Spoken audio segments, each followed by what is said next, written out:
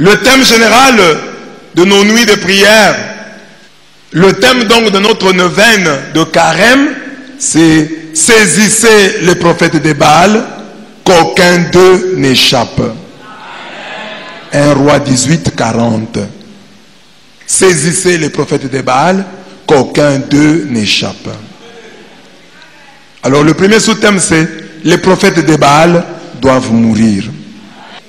Le thème de nos 9 nuits est mortel. Je veux dire que ce sont des nuits au cours desquelles des têtes vont tomber. Notre thème le dit si bien, saisissez les prophètes de Baal, qu'aucun d'eux n'échappe. 1 Roi 18, 40. Ce sont les paroles du prophète Élie. Qui a dit ça? C'est Élie. Élie a dit, saisissez les prophètes de Baal, qu'aucun d'eux n'échappe. Ce sont les paroles du prophète Élie après le miracle du mont Carmel. Ce jour-là, après avoir vaincu spirituellement les prophètes de Baal, Élie va ordonner leur mort physique. Au cours de ces 9 nuits, nous serons sans nausée et sans pitié. Nous allons obéir à l'ordre d'Élie. En effet, comme au temps de ce prophète, nous vivons la suite du verset où est tiré notre thème. Et ils les saisirent. Élie les fit descendre au torrent de Kizon, où il les égorgea. Donc quand il a dit, saisissez les prophètes de Baal, on les a saisis.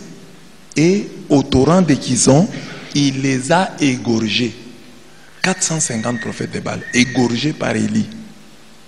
Les prophètes de Baal à égorger sont toutes ces forces des ténèbres qui s'opposent à notre bonheur, à notre réalisation.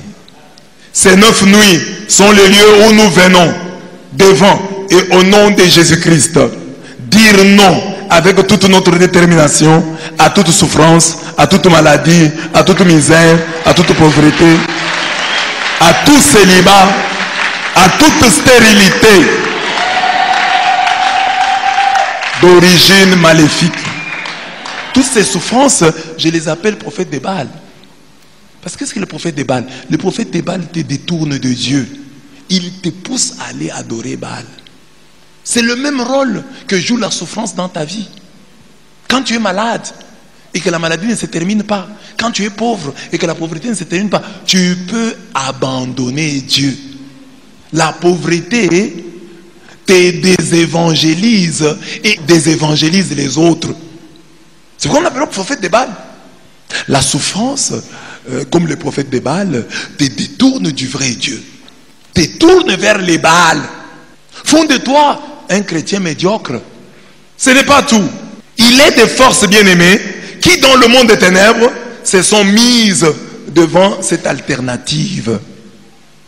Notre bonheur contre leur vie. Il y a des gens qui ont conclu des pactes dans le monde des ténèbres. Ils ont dit, ou bien lui se marie, ou bien moi je meurs. C'est son pacte dans le monde des ténèbres. C'est sa vie contre ton bonheur. Tu choisis quoi? Donc, il doit faire comment? Il doit mourir. Parce que c'est eux qui sont allés dans le monde des ténèbres. Je ferai de mon mieux pour que ce garçon ne termine pas ses études. Je lutterai jusqu'à la mort pour que cette fille ne soit pas épousée. Je ferai de mon mieux pour qu'elle ne puisse pas avoir des enfants. Si j'échoue ma mission, je me tue. Vous voyez des films des samouraïs. C'est ça les samouraïs. Il y a des samouraïs spirituels. Quand il échoue la mission, il se tue. Il se fait harakiri. Il se tue. Parce qu'il a raté sa mission. Tu veux qu'il réussisse sa mission ou qu'il échoue? Au nom de eux. C'est ce que Goliath avait lancé comme défi. Qu'est-ce que Goliath dit? Choisissez un homme qui descende contre moi. S'il peut me battre et qu'il me tue, nous serons vos esclaves. Mais si je l'emporte sur lui et que je le tue, vous serez nos esclaves et vous nous servirez. Maintenant, toi, tu vas faire quoi? Goliath a dit quoi? Si il me bat et me tue, nous devenons vos esclaves. Si je le bats et que je les tue, vous serez nos esclaves. Toi, tu choisis quoi? C'est Goliath lui-même qui a dit ça. Donc ici, il n'y a pas moyen de faire autrement. Il faut tuer Goliath. Si vous ne le tuez pas, lui, il va faire quoi? Il faut le tuer. Il faut tuer Goliath. Amen. Appelé à choisir, obligé à choisir, nous disons, les prophètes de Baal doivent mourir. Qui accepte de mourir? Ah, c'est-à-dire eux là, comme ils ont signé un pacte que cette fille, si elle réussit dans la vie, moi je meurs. Qui a signé? C'est eux qui ont signé, non? Bon, comme ils ont signé, nous aussi nous n'allons pas accepter de mourir. Les prophètes de Baal doivent mourir. La mort spirituelle des prophètes de Baal. Nous savons tout ce qui s'est passé au mont Carmel entre Élie et les prophètes de Baal, nous connaissons. Élie dit au peuple, je suis resté le seul prophète de l'Éternel. Et il y a 450 prophètes de Baal. Que l'on nous donne 2 taureaux, qu'ils choisissent pour eux l'un des taureaux, le coupe en morceaux et le place sur le bois sans y mettre le feu. De mon côté, je préparerai l'autre taureau et je le placerai sur le bois sans y mettre le feu. Puis faites appel au nom de votre Dieu. Quant à moi, je ferai appel au nom de l'Éternel. Le Dieu qui répondra par le feu, c'est celui-là qui sera Dieu. Le Dieu qui répondra par le feu. Que Dieu réponde par le feu. Par le feu, pour brûler, pour calciner ta misère, ta souffrance, tes problèmes. Pas pour les déplacer, les brûler, les consumer, les calciner, qu'on n'en parle plus. Que Dieu réponde par le feu. Que Dieu ne déplace pas. Que Dieu ne mette pas ta souffrance à côté. Qu'elle t'attende au coin. Que Dieu brûle, calcine, consume ta misère, ton célibat, ton chômage, ta maladie, ta souffrance. Qu'il réponde par le feu. Il est le Dieu qui répond par le feu. Par le feu. Par le feu. Ne mets pas la souffrance à côté. Par le feu. Par le feu. Réponds par le feu. Ils prirent le taureau qu'on leur donna et le préparèrent. Puis ils firent appel au nom de Baal depuis le matin jusqu'à midi en disant, Baal réponds-nous, Baal réponds-nous. Mais il n'y eut ni voix ni réponse. Même s'ils sautaient devant l'autel qu'ils avaient érigé. À midi, Élie se moqua d'eux et dit, criez à haute voix. Amen. Amen. Puisqu'il est Dieu, il doit être en train de penser à quelque chose, ou bien il est occupé, ou encore en voyage, peut-être même qu'il dort et qu'il va se réveiller. À midi, Élie se moqua d'eux.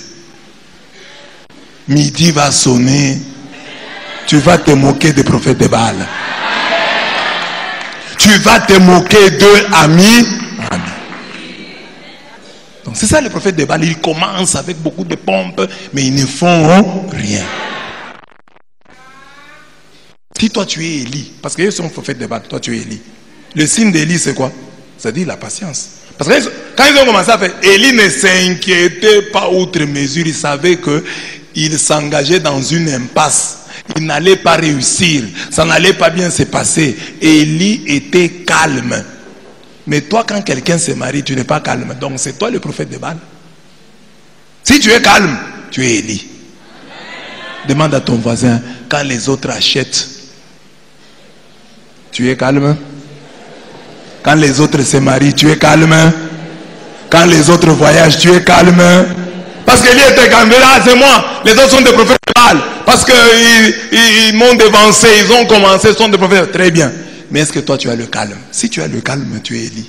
Et eux sont des prophètes de Baal. Mais si tu es inquiet, tu es aussi un prophète de Baal. Mais d'une autre tendance. Quand tu vois qu'ils ont échoué et que tu te moques d'eux, il est midi. Il est midi. Midi là, toi tu n'as pas encore fait. Mais tu vois comment ils sont en train d'échouer. Toi tu n'as pas encore fait, mais tu vois quand même comment ils sont en train d'échouer. Ce n'est pas encore ta victoire totale, mais c'est déjà quelque chose. À midi, tu te moqueras d'eux. Quand ils commencent, bon, tu les laisses. Parce que si tu te moques d'eux, à 9h, ils vont dire, mais on n'a pas encore. Pourquoi? À midi, tu te moqueras d'eux. Et toi, qui te moques de celui-là et de celle-là, parce qu'elle n'a pas ceci ou cela, midi sonnera. Midi sonnera et on se moquera de toi. Amen. Ils crièrent à haute voix et conformément à leur coutume, ils se firent des incisions avec des épées et avec des lances jusqu'à ce que le sang coule sur eux. Ils se sont même fait des incisions, ils se sont blessés et le sang coulait pour dire à Baal, regarde comment nous nous faisons souffrir. Amen. Amen. Ne te fais pas souffrir. Le sang de Jésus a coulé pour toi. Tu n'as pas besoin pour être exaucé de faire couler le sang de qui que ce soit ou de quoi que ce soit. Oh, pour que tu sois délivré, que le sang de la chèvre coule, que le sang du pigeon coule. Non, il y a un sang précieux, le sang de Jésus-Christ qui a coulé à Golgotha. La Bible dit que ce sang-là crie plus fort que celui d'Abel. Il plaît dans ta faveur. S'il crie plus fort que celui d'Abel, donc il crie plus fort que celui de la chèvre. Il crie plus fort que celui du coq, que celui de la poule, que celui du pigeon. Ah, pour que tu aies des enfants, viens offrir d'abord une chèvre, que le sang de la chèvre coule, tu auras des enfants. Dis-leur, le sang a coulé à Golgotha, le sang qui crie plus fort que celui d'Abel, que celui de la chèvre, que celui du pigeon. Il crie plus fort que le sang de toutes les bêtes des champs, de tous les oiseaux du ciel. Amen. Le sang de Jésus parle pour toi. Donc honore le sang du Christ. Lorsque midi fut passé, ils prophétisèrent jusqu'au moment de la présentation de l'offrande. Mais il n'y eut ni voix, ni réponse, ni signe d'attention. Élie dit alors à tout le peuple, approchez-vous de moi. Tout le peuple s'approcha de lui. Élie répara l'autel de l'Éternel qui avait été démoli. Il prit 12 pierres, d'après le nombre de tribus ici des fils de Jacob. L'homme auquel l'Éternel avait dit, tu t'appelleras Israël. Avec ces pierres, il reconstruisit un autel au nom de l'Éternel. Il fit autour de l'autel un fossé pouvant contenir une quinzaine de litres. Il arrangea le bois, coupa le taureau en morceaux et le plaça sur le bois. Puis il dit, remplissez d'eau 4 cruches et versez-les sur l'holocauste et sur le bois. Il dit, faites-le une deuxième fois. Et ils le firent une deuxième fois. Il dit, faites-le une troisième fois. Et ils le firent une troisième fois. L'eau coula tout autour de l'autel et l'on remplit aussi d'eau le fossé. Au moment de la présentation de l'offrande, le prophète Élie s'avança et dit, Éternel, Dieu d'Abraham, d'Isaac et d'Israël, que l'on sache aujourd'hui que c'est toi qui es Dieu. Que l'on sache aujourd'hui que c'est toi qui es Dieu en Israël et que moi je suis ton serviteur. Et j'ai fait tout cela sur ton ordre. Réponds-moi, Éternel, réponds-moi, afin que ce peuple reconnaisse que c'est toi, Éternel, qui es Dieu, et que c'est toi qui ramènes leur cœur vers toi. Le feu de l'Éternel tomba alors. Il brûla l'holocauste, le bois, les pierres et la terre. Et il avala l'eau qui était dans le fossé.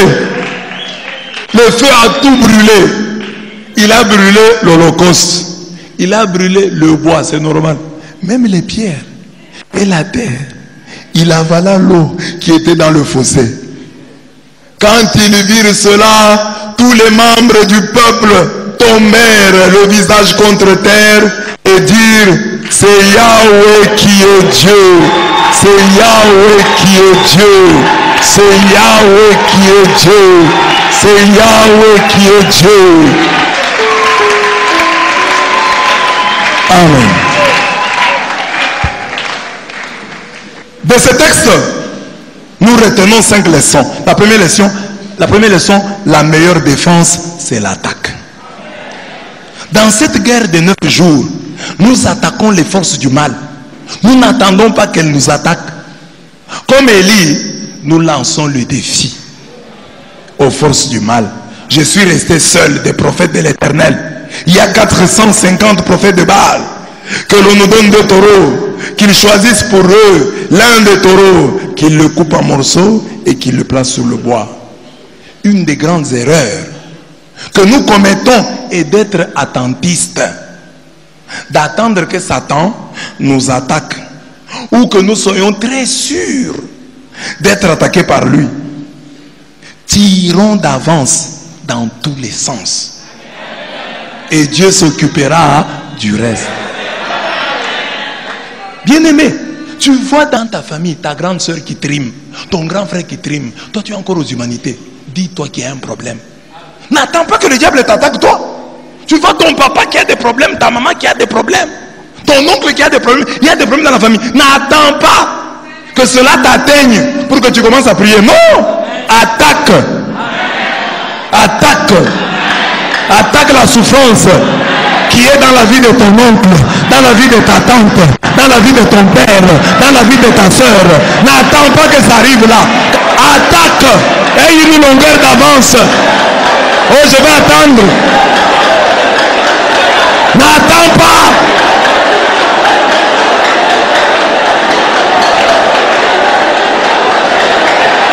Oh, c'est ma tante. Ce n'est pas moi, c'est toi. Ça va arriver jusqu'à toi.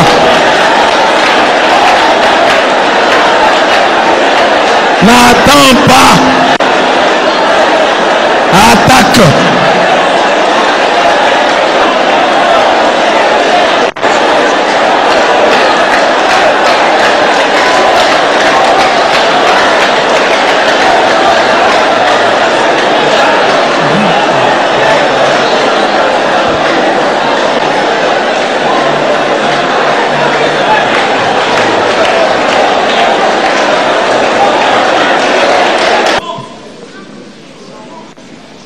Amen. Je vois des jeunes qui ont des combats. Tu vois bien que ton papa ça ne marche pas, ta maman ça ne marche pas, la famille là ça ne marche pas. Tu attends qu'on t'attaque. Que toi, quand tu vas terminer, tu commences à chercher le travail et ainsi tu commences à chercher la prière. Et une longueur d'avance. Mais tu négliges. Tu dis il n'y a pas de problème. J'attends que les démons là arrivent ici. Qu'ils entrent d'abord en moi, qu'ils me combattent, qu'ils me bloquent, alors je vais commencer à prier des prières. Non, c'est déjà un travail, le faire sortir avant qu'il n'entre, que toi, tu aies d'abord invité Dieu, installé Dieu dans ta vie. Les prières, on les fait avant. Les prières sont des vaccins. Prends-les avant. 2. Ne mettez pas le feu. Appelez Dieu. Les défis d'Élie est que les prophètes de Baal placent leur taureau sans, dit-il, y mettre le feu. Et moi, je préparerai l'autre taureau et je le placerai sur le bois sans y mettre le feu. Puis, invoquez le nom de votre Dieu et moi, j'invoquerai le nom de l'Éternel. Le Dieu qui répondra par le feu, c'est celui-là qui sera Dieu. 1 Roi 18, 22 à 24. Mettre le feu, c'est fabriquer, monter le miracle. C'est porter de faux témoignages en faveur de Dieu, en lui attribuant des miracles qu'il n'a pas fait.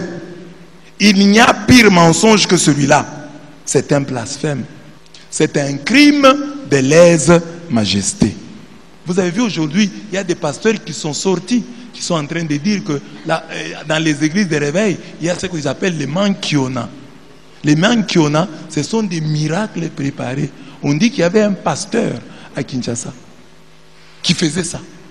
Donc lui, il prend un monsieur qui est vivant, on lui injecte un produit, On sait qu'après 30 minutes, ce produit-là disparaît dans le corps, la personne revient à la vie. On t'injecte le produit, tu entres dans le coma. Quand tu entres dans le coma, on t'amène à l'église. Et les pasteurs commencent des prières. Après 30 minutes, la personne ressuscite. Les gens acclament. Ce sont des miracles. C'est eux-mêmes qui disent ça, qu'ils ont fait ça. On prend quelqu'un qu'on ne connaît pas, on va avec à l'hôpital, on demande au médecin, on lui met un plâtre. Il est à l'église, le pasteur dit, monsieur, vous avez le plâtre, venez ici. Il passe devant. Allez, enlevez le plâtre. Il va marcher. On enlève le plâtre, marche. La personne, on acclame.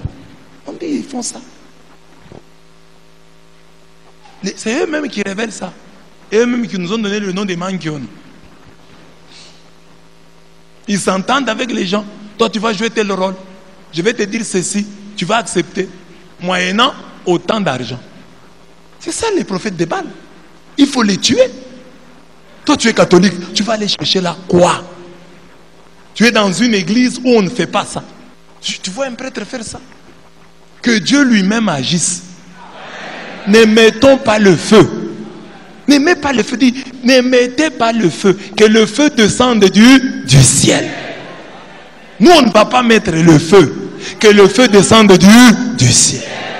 Alors vous comprenez pourquoi ces miracles-là ne convertissent pas les gens. Vous vous demandez, pourquoi est-ce qu'au Congo, malgré la présence des sectes, des églises de réveil, des miracles, le Congo ne change pas. Mais avec le mensonge, du mensonge ne peut prévenir aucune vérité. Et aucune vérité ne peut produire aucun mensonge. Amen.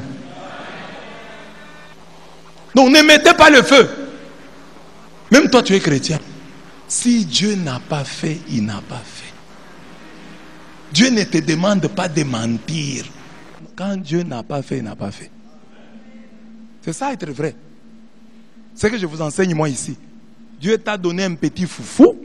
Fais aussi une petite prière. Vous avez compris? Il ne faut pas un petit foufou comme ça, tu fais une grosse prière comme si c'était gros. Petit foufou, petite prière. Grand foufou, grande prière. C'est comme si tu critiquais Dieu. Et Dieu aime les gens qui sont vrais. David prie, il dit, Psaume 77, il dit, une chose me fait mal, la droite de l'Éternel a changé. Toi, tu peux dire à Dieu, oh Dieu, tu as changé. David a dit à Dieu, non, non, non, Seigneur, tu ne sors plus avec nos armées, tu n'es plus le Dieu d'autrefois. Une chose me fait, tu as changé. Et Jonas, quand Dieu lui demande, tu es fâché? Jonas dit, oui, je suis très fâché. Jusqu'à mourir. Toi, si Dieu te demande, tu es fâché? Tu vas dire, non, non. Mais fâché pourquoi? Or, Dieu sonde les reins et les cœurs. Il faut lui dire la vérité. Parce que le foufou est petit et vous êtes nombreux. Alors vous commencez à avoir des idées, chasser quelqu'un, retarder l'heure de la consommation pour que d'autres personnes s'en aillent. Il faut dire à Dieu tout ça, Seigneur. Quand vous nous donnez comme ça, nous sommes tentés de pécher. J'avais envie de ne pas donner à mes frères maintenant. Bon, prochainement, pense à nous et donne-nous beaucoup. Prochainement, qu'on ait du poisson, qu'on ait de la viande. C'est vrai, il faut dire. Il y en a qui manquent ça. Oui, il y en a qui manquent ça. Mais Seigneur, toi tu es le Tout-Puissant. Toi tu as tous les moyens. Donc tu peux me donner plus que ça. Alors Dieu va dire, mon enfant est vrai, hein? Mon enfant n'est pas un flatteur. Amen. Dieu, il faut lui dire la vérité. Tu es content? Dis-lui, tu es content. N'invente pas les miracles. C'est ainsi qu'il y a des gens que Dieu ne bénit pas. Hein? Tu es pauvre, tout le temps tu empruntes les habits des autres. Porte tes habits là. Dis à Dieu, c'est ce que j'ai. Tu vas aller à l'église, tu empruntes les habits. Tu vas aller à l'église, tu empruntes les chaussures. Montre à Dieu que c'est ça que moi j'ai. Tu es locataire et tu dis aux gens, non, c'est ma maison. Comment Dieu va te donner ta maison? Dis aux gens, nous sommes des locataires ici. Même si nous sommes seuls dans la parcelle, tu crois que notre parcelle, ce n'est pas notre parcelle. Donc, n'invente pas. N'aimez pas le feu. L'ombre dépasse le nombre. Le prophète de Baal était au nombre de 450. Élie était seul. Et c'est lui qui a gagné. L'aigle vole seul. Les autres oiseaux volent en groupe, mais l'aigle vole seul. Ne sois pas effrayé par la solitude. Ah, ils sont 450, je suis seul. Tu es un aigle.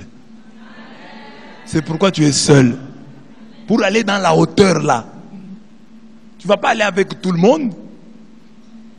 Tout le monde n'a pas tes capacités, n'a pas ta force pour supporter la hauteur. Il y a des corbeaux qui peuvent s'attacher à toi. Mais quand tu vas voler au plus haut des cieux, ils ne vont pas tenir. Ils vont mourir, ils seront asphyxiés. Va seul dans les hauteurs. Élie est seul. Eux, ils sont 450. Ne les crains pas. Ne crains pas les coalitions des méchants. Ton nombre est plus puissant que leur nombre. Le grand nombre d'ennemis n'est qu'apparent. Car ceux qui sont avec nous sont plus nombreux que ceux qui sont avec eux.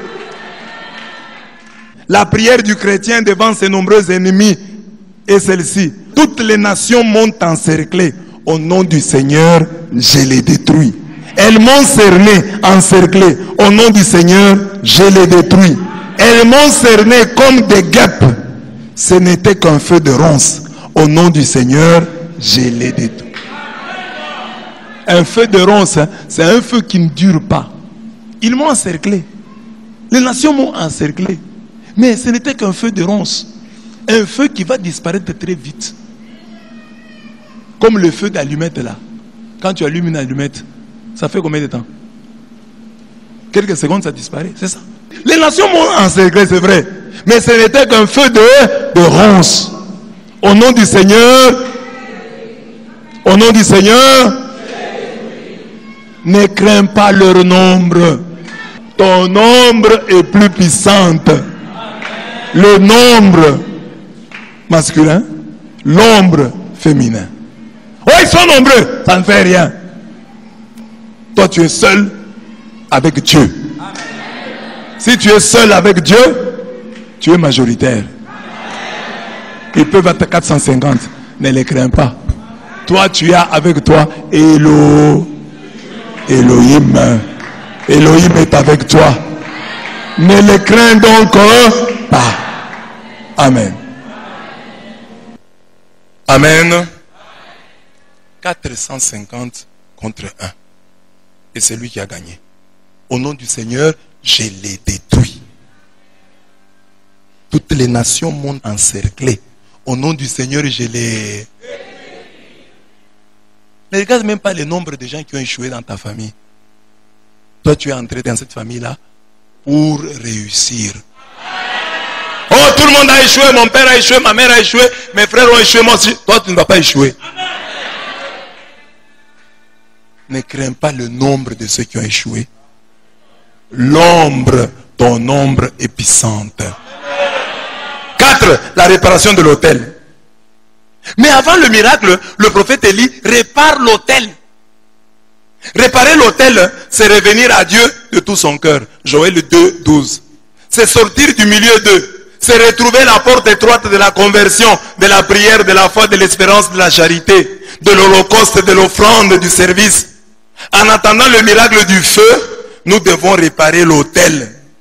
Et pour nous réparer l'autel, c'est maîtriser ces règles du sacrificateur délivré et généreux. J'en ai repris ici 3. L'offrande est le lieu de vérité de ta louange et de ton adoration. Beaucoup de gens négligent l'offrande. Quand on parle d'offrande, ils voient les prêtres, ils veulent manger notre argent. Non. L'offrande, tu adores Dieu. Quand on dit adore Dieu, tu dis tu es Yahweh, tu es Yahweh. Ça, c'est dans la chanson. Dieu dit, tout ce que tu as dit dans la chanson là, je veux voir ça dans le panier. Tu as dit que c'est moi qui suis Yahweh. On va voir ça dans le panier. Quand il s'agit d'adorer, tu es Yahweh, tu es Yahweh. Tu fermes même les yeux, les larmes coulent. Mais au moment de l'offrande, tu ne fermes pas les yeux et les larmes ne coulent pas. Tu mens. Répare d'abord l'autel. Apprends à bien offrir. Tu as un combat. Tu veux vaincre le prophète de Baal. Tu sais ce qu'eux font pour Baal? Ils se blessent. Ils se font des incisions. Leur sang coule pour que Baal les écoute. Il s'impose des sacrifices onéreux. Mais toi, tu viens chez Dieu, aucun sacrifice. Même l'offrande, qui n'est qu'action de grâce, tu as des problèmes. Luc 21 dit que Jésus était près du panier. Comment est-ce que Jésus peut se retrouver près du panier? Donc les gens sont en train de louer là-bas. Jésus est Dieu, tu es grand. Jésus dit, tout ce que vous dites là, je vais voir ça dans le panier. Et Jésus est assis au panier pour regarder. Je vous ai toujours dit que Dieu ne voit pas l'offrande que tu mets. Dieu regarde l'offrande que tu gardes. C'est bien de dire au Seigneur, nul n'est comme toi. Mais c'est mieux de le montrer à travers nos offrandes généreuses.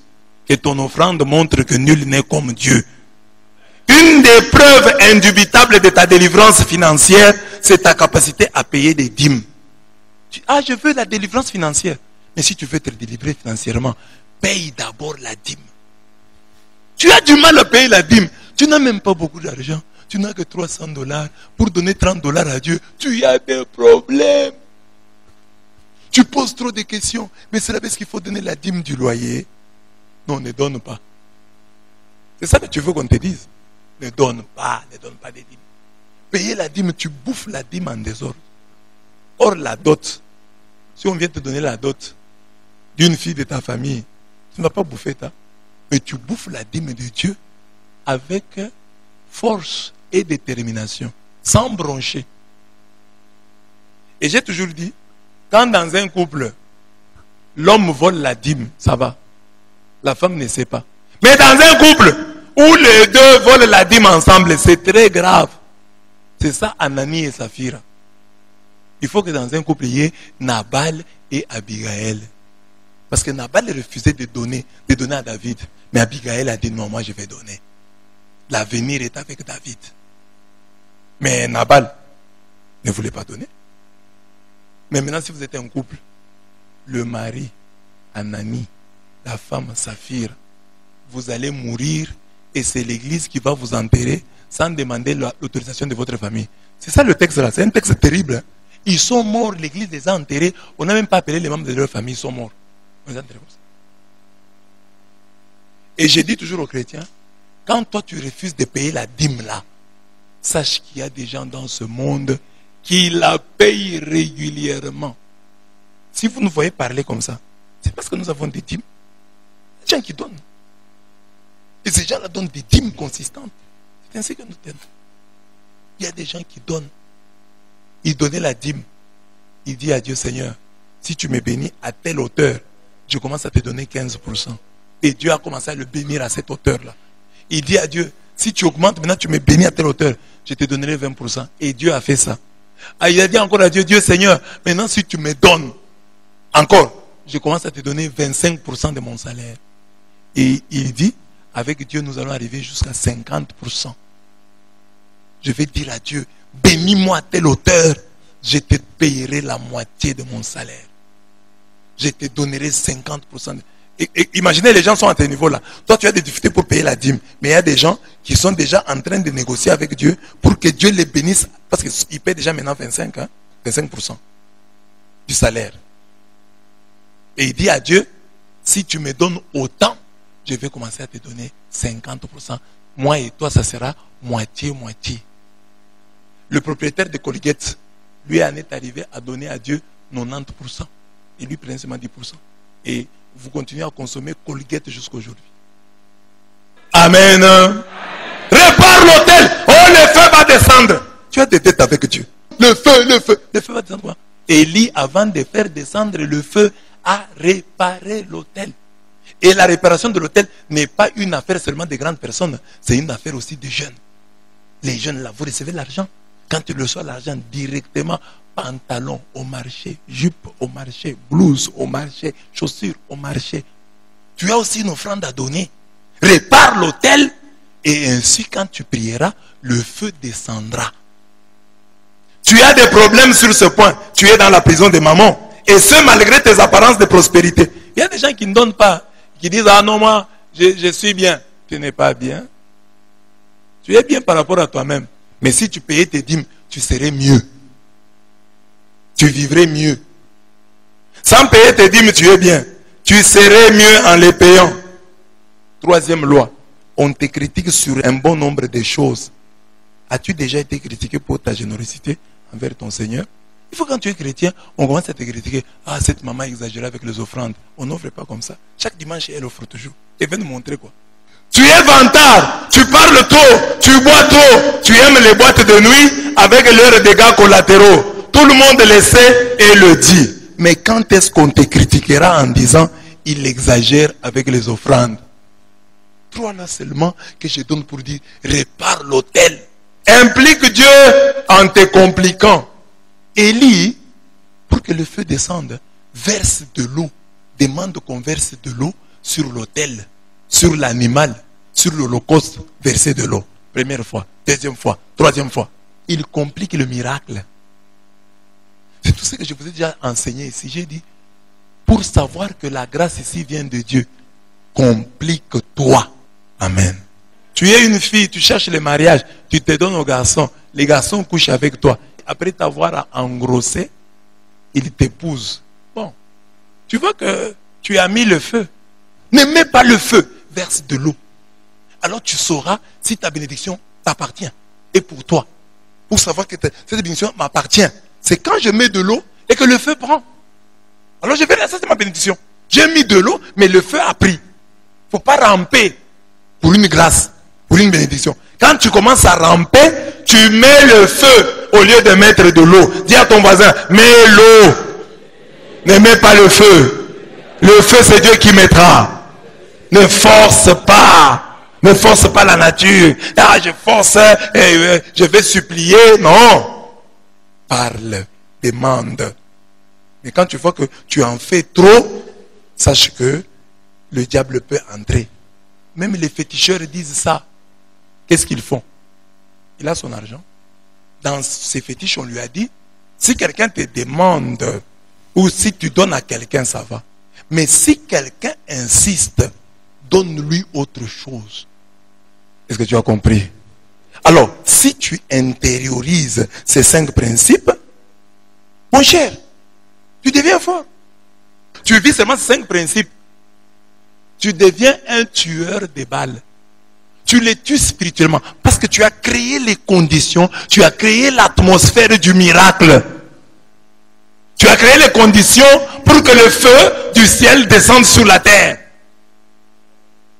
Et là, tu es devenu dangereux pour les forces du mal. Deviens dangereux pour les forces du mal. Deviens dangereux pour les forces des ténèbres. Amen. Amen. Donc, implique Dieu en te compliquant. Répare l'autel. Tout ça sont des principes. L'ombre, sache que l'ombre dépasse le nombre. N'aimez pas le feu, appelle Dieu. Attaque.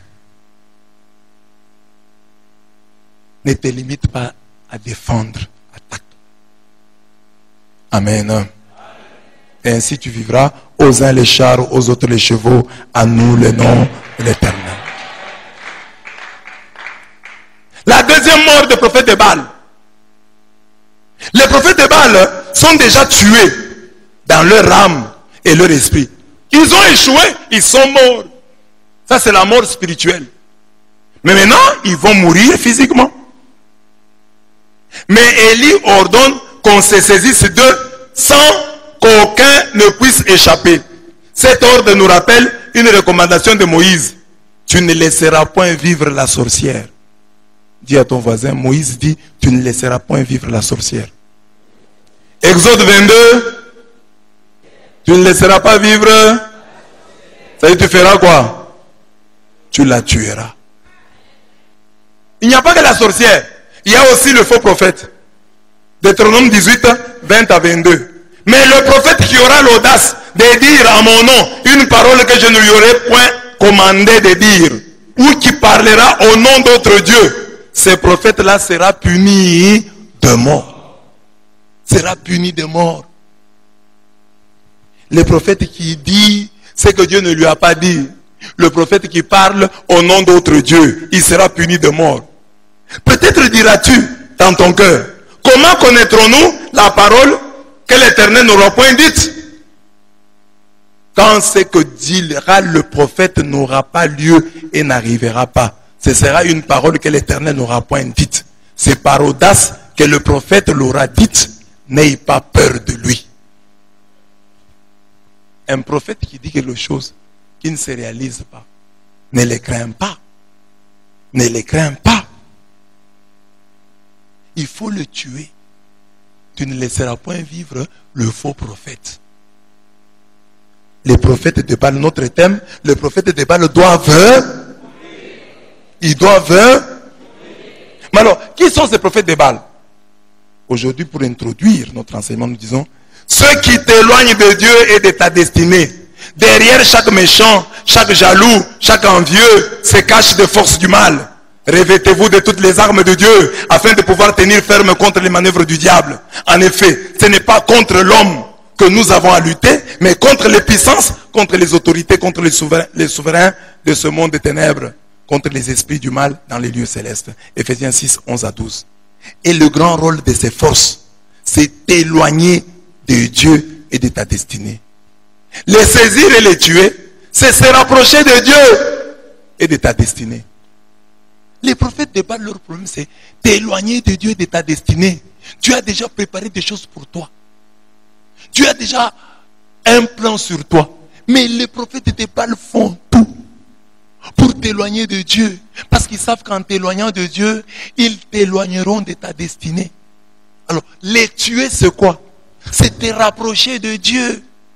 Parce que si tu te rapproches de Dieu, tu vivras ta destinée. Comme l'enfant prodigue qui a quitté le toit paternel pour la porcherie, prend cette décision.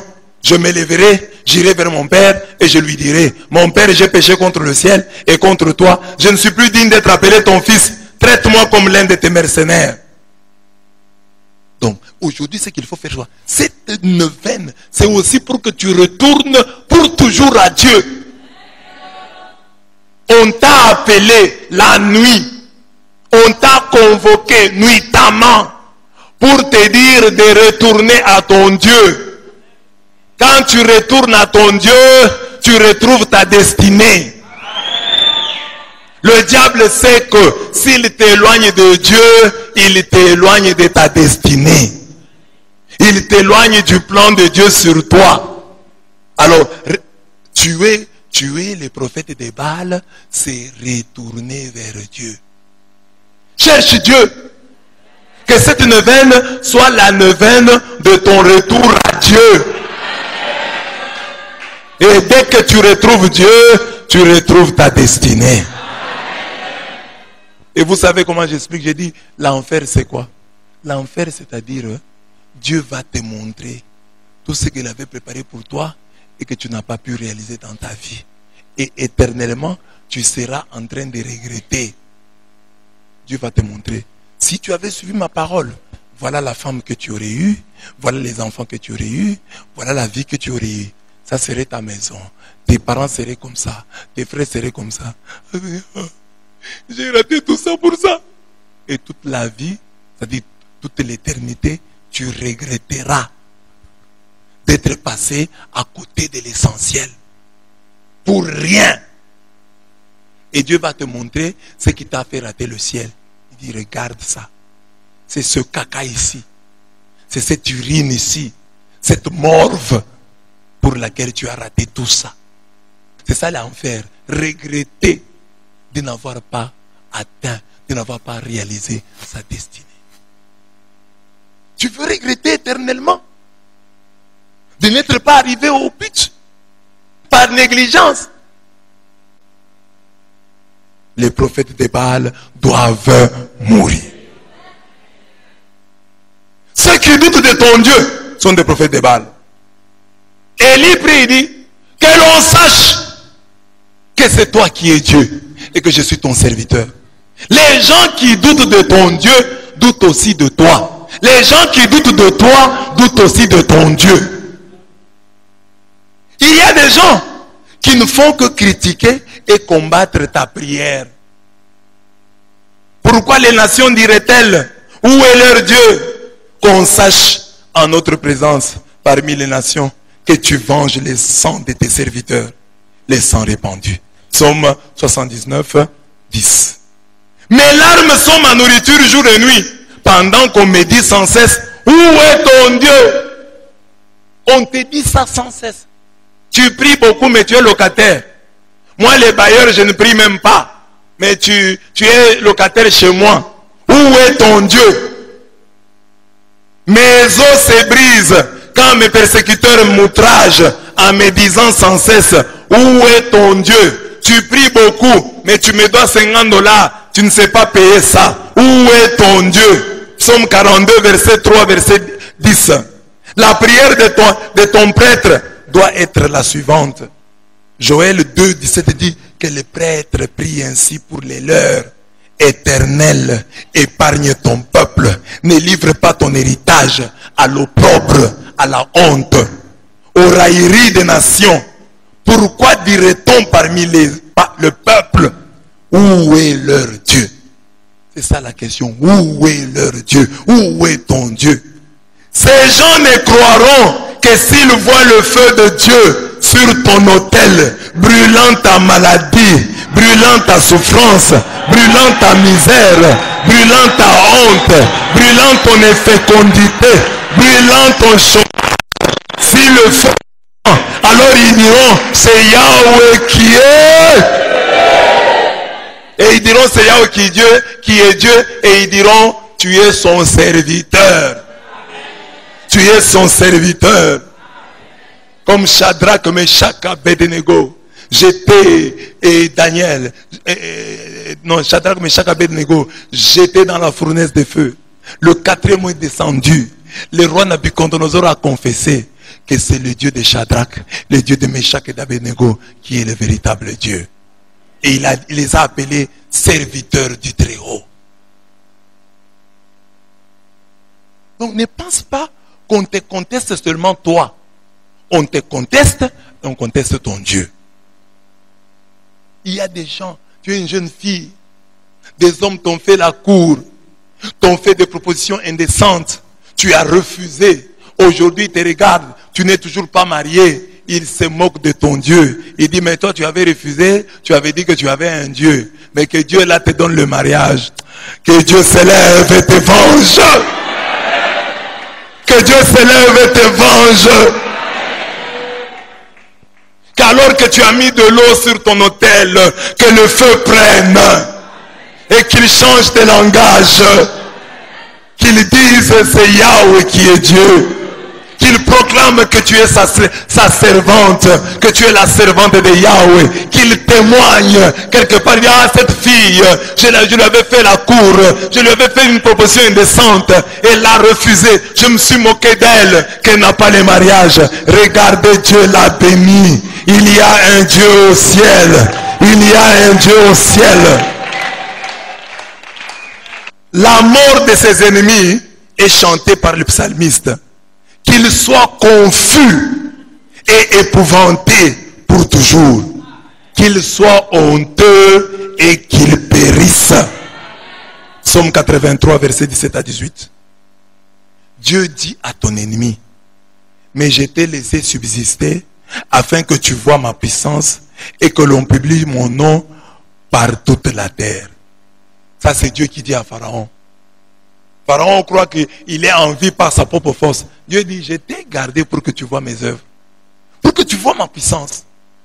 Les sorciers de ta famille est gardé pour ça. Les malfaisants de ta famille est gardé pour ça. Pour qu'ils voient la puissance de Dieu. L'homme qui se moque de toi, qui s'est moqué de toi, est gardé pour ça. Pour qu'il voit la puissance de Dieu. Pour qu'il sache que c'est Yahweh qui est Dieu. Et que tu es son serviteur. Et que tu es sa servante. Ne t'inquiète pas. Pourquoi il ne meurt pas? C'est pour qu'il voit la puissance de Dieu. Exode 9, 16. Nous tuons nos ennemis lorsqu'ils nous confessent la mort dans l'âme. Nous sommes bien obligés de constater que le Seigneur est avec toi. Et nous avons dit qu'un même serment nous unisse, nous et toi, et nous conclurons ensemble une alliance. Que tes ennemis disent, hein, nous sommes obligés de reconnaître que Dieu est avec toi. qu'ils disent ça, la mort dans l'âme. Ils ne sont pas contents. Mais ils disent, nous sommes obligés de reconnaître que le Seigneur est avec toi. Nous sommes obligés de reconnaître que le Seigneur est avec toi. Qu'ils te disent ça. C'est ça le challenge du chrétien. Que tous ces gens qui t'ont combattu, qui ont dit du n'importe quoi, qu'ils disent. Ça, c'est ce que les gens ont dit à Isaac. Abimelech et ces gens ont suivi Isaac. Nous t'avons combattu, nous t'avons combattu. Mais maintenant là, nous sommes obligés de reconnaître que le Seigneur est avec toi. Qu'ils soient obligés de reconnaître que le Seigneur est avec toi. C'est ça les tuer. Ils sont morts. Parce que quand ils viennent te dire ça, c'est la mort dans l'âme. Nous sommes obligés de reconnaître que Dieu est avec toi. Que celui qui croit être assis sur ton mariage vienne te dire ça. Que celui qui croit avoir programmé le jour de ta mort, qu'il vienne te dire ça. Qu'il te dise que dans le monde des ténèbres, nous avons arrêté la date. C'était tel jour. Mais on n'a pas réussi. Nous sommes obligés de reconnaître que Dieu est avec toi. Nous sommes obligés de reconnaître que Dieu est avec toi. Nous sommes obligés de reconnaître que Dieu est avec toi.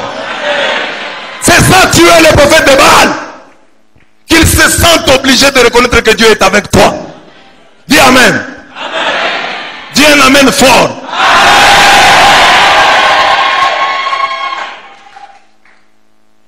Ceux qui te croient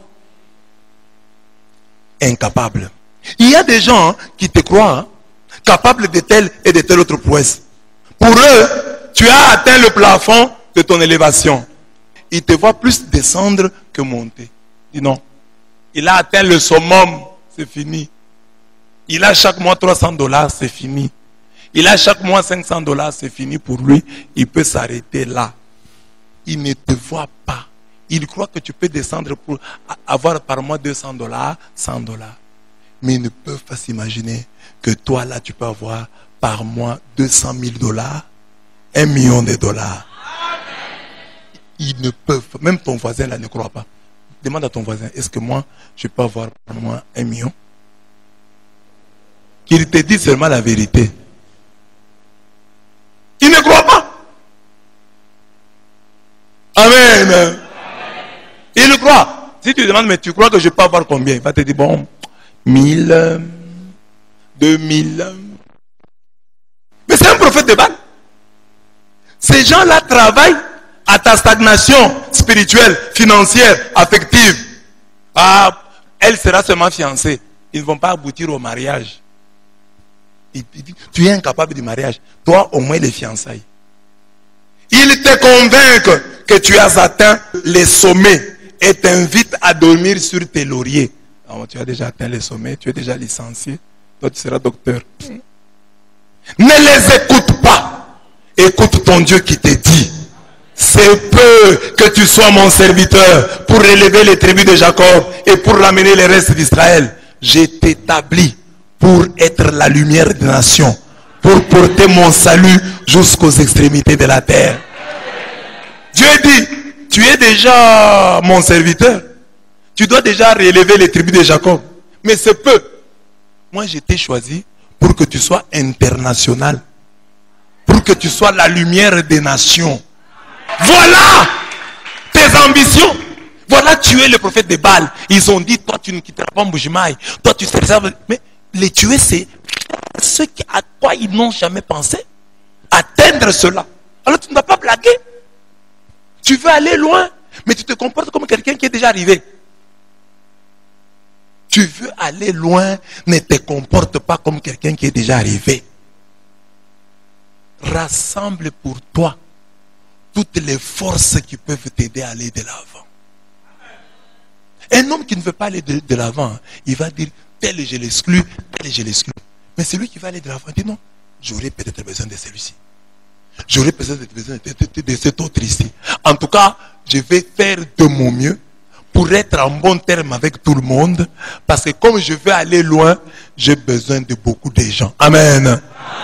Si tu veux être international, commence d'abord par inclure les gens. Va plus loin. C'est ce que Dieu veut pour toi. Amen. Que personne ne te déclare incapable de ceci ou de cela. Ah, toi, tu vas tellement évoluer ici. Non, j'irai loin. Je réussirai. Les prophètes de Baal, qui sont? Ce sont ceux qui souhaitent ton malheur. Il y a des gens qui souhaitent ton malheur. Tue-les. Tue les prophètes de Baal par ta continuelle montée. Par ta fulgurante ascension. Monte, monte et monte. Mais s'ils viennent cette année, ils te trouvent au même point.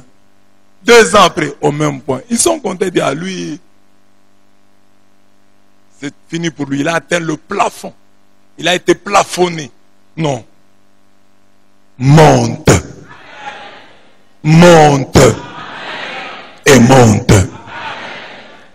Les prophètes de Baal, ce sont ceux qui souhaitent ton malheur.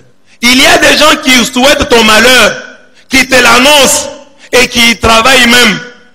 Ne leur donne pas l'occasion de se targuer d'être des prophètes de ton malheur, de ta chute, de ton échec. Vous allez voir, il va tomber. Vous allez voir, il va échouer. Non. Ne leur donne pas cette occasion. Que ta prière soit donc, lisons ensemble, que mon ennemi ne dise, je l'ai vaincu. Et que mes adversaires ne se réjouissent pas si je chancelle. Psaume 13, 4. Imaginez un peu les frères de Joseph. S'ils avaient appris que Joseph, là où il est allé en Égypte, il a couché avec la femme de Potiphar. Au moment où nous parlons, il est en prison. Il devait être content. Ouais, ce petit-là. Mais tout ce qu'ils avaient espéré, attendu de mauvais contre leurs frères, n'est jamais arrivé. Ça, c'est Psaume 13, 4. Qu'ils ne disent pas dans leur cœur, ah, voilà ce que nous voulions. Qu'ils ne disent pas, nous l'avons englouti. Non, non, non, qu'ils ne disent pas ça. Psaume 35, 25. Opère un signe en ma faveur, que mes ennemis le voient et soient confus. Car tu me secours et tu me consoles, ô Éternel. Psaume 86, 7. Je connaîtrai que tu m'aimes si mon ennemi ne triomphe pas de moi. Si mon ennemi ne triomphe pas de moi, alors je dirai, tu m'aimes. Imaginez ce jour-là, si Élie aussi avait vu le feu, si le feu n'était pas descendu. C'est Élie qui allait avoir honte. Ils allaient lui dire, bon, toi, nous étions assis, c'est toi qui as commencé avec ton défi. Je connaîtrai que tu m'aimes, si mon ennemi ne triomphe pas. Psaume 41, verset. Tue tous les prophètes de Baal en déjouant tous leurs mauvais pronostics. Qu'ils ne fassent pas la fête autour de ta défaite. Cette fête, c'est pourquoi? Oh, tel a échoué. Et puis toi-même, tu vois les gens là. Tu peux imaginer, dès que tu les vois, si quelque chose de mauvais t'arrive, tu vois déjà les gens qui vont faire la fête. 5. Les prophètes de Baal sont ceux qui te critiquent de loin. Les prophètes de Baal pouvaient aussi critiquer Élie de loin, par des tracts, sur les réseaux sociaux, au téléphone. Tu vas appeler Élie. Élie, tu es un faux prophète. Élie a dit qu'on se voit au mont Carmel. Défi. Prenez un taureau, je prends un taureau. Vous priez, je prie. Le Dieu qui répondra par le feu, c'est le véritable Dieu. Ils ont tenu. Ils ont tenu. Il y a des gens qui te critiquent parce qu'ils sont loin de toi. Tout près comme ça, ils vont fuir. Ce sont les prophètes de Baal. Laisse-les. Ils ne sont pas forts. S'ils sont forts, ils vont te dire ça. Parfois, tu fais des problèmes. Oh, il est allé me critiquer. Mais il n'est pas fort. Parce que quand il te voit, il dit bonjour. C'est qu'il est faible. Toi, profites-en pour être encore plus fort que lui. Quand il te salue comme ça avec les yeux, tu fais une prière à l'intérieur. Seigneur, qu'il soit toujours incliné comme il est incliné là. Qu'il ait toujours ce respect-là. Parce que quand tu es là, il est incapable de te dire. Mais profite quand tu n'es pas là. Pour parler derrière ton dos. Mais quand tu es là, bonjour. Compte vraiment sur vous. Au lieu de te fâcher, dis-toi, je suis plus fort que lui. Je suis plus fort que. Dis à ton voisin, toi qui me critiques là, je suis plus fort que toi. Viens me critiquer, je suis là. Il aime te critiquer de loin. Quand tu viens, bonjour, faible. Profites-en pour aller loin. Profites-en pour voler plus haut. Hein? Tous ceux qui te critiquent et qui te voient, te saluent avec respect. Fais une prière intérieure. Dis à Dieu qu'il soit toujours comme ça. Mais la confrontation avec l'homme de Dieu leur a été fatale. Le prophète de Baal. Soit comme un avion, petit de loin, grand de près. Soit comme Salomon, à qui la reine de Saba a dit un jour, ce que j'ai entendu dire dans mon pays sur toi et sur ta sagesse était donc vrai. Je n'ai pas voulu croire ce qu'on me disait avant de venir et de voir de mes yeux. Mais vraiment, on ne m'avait pas appris la moitié de l'étendue de ta sagesse. Tu surpasses la renommée dont j'avais eu l'écho. Bienheureux tes gens, bienheureux tes serviteurs que voici, qui se tiennent continuellement devant toi et entendent ta sagesse. 2 Chroniques 9, 3 à 7. Tuer tous ceux qui nous critiquent, hein, c'est les punir par l'opulence de notre présence. Le jour où ils nous rencontreront, c'est les punir par l'authenticité de notre sainteté. Le jour où ils seront en notre présence, c'est les punir par la puissance de notre argumentation. Les jours où nous aurons un face à face. Que ceux qui parlent derrière notre dos et nous montrent un visage fraternel soient confondus par notre réussite et notre longévité. Amen. Les gens qui te critiquent de loin là, il faut quand il vient, qu'ils te trouvent grand. Pas il vient chez toi, il ne voit rien. Il t'approche, il trouve que tu es saint. Il t'approche, il trouve que tu es intelligent. Pas quelqu'un qui t'approche, il trouve que tu es bête. Il t'approche, il trouve que tu es pauvre. Il t'approche, il trouve que tu n'as rien. Il t'approche, il trouve que tu es sale. Amen. Amen. Punis les gens. Dis à ton voisin, je vais vous punir. Au nom de Jésus-Christ. Par l'opulence de ma vie. Amen. Quelqu'un qui t'approche, qui trouve que tu es sérieux, qui trouve que tu es intéressant. Ah, je l'ai critiqué de loin. Maintenant, je l'ai approché. J'ai trouvé que c'est un homme de valeur. Amen. Tue les prophètes de Baal. Punis-les. Ceux qui t'approchent, qu'ils soient punis.